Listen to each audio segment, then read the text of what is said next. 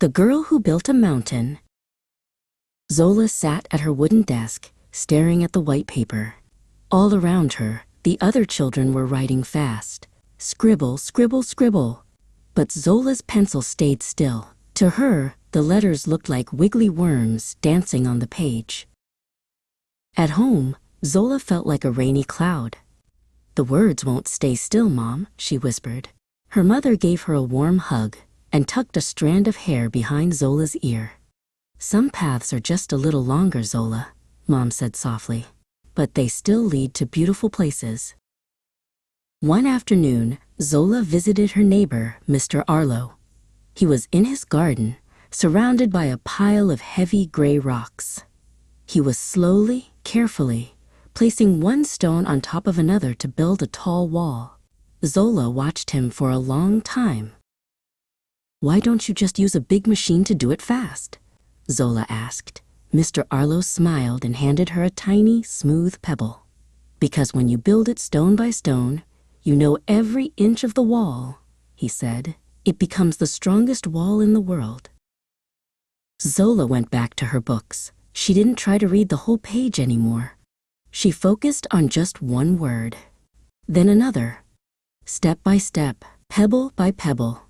It was slow work, and her fingers grew tired, but she didn't stop.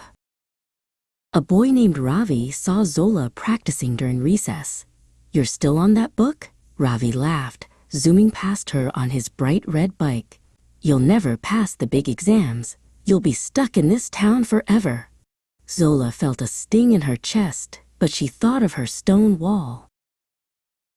The day of the big exams arrived. The room was very quiet. Zola took a deep breath.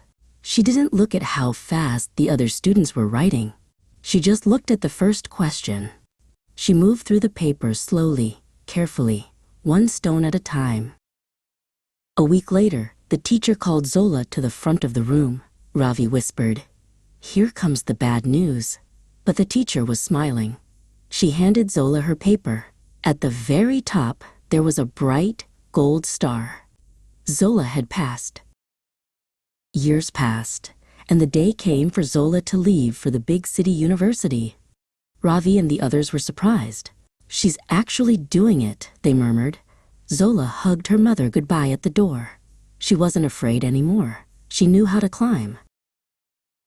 Now Zola is a famous architect. She designs the tallest, strongest buildings in the world.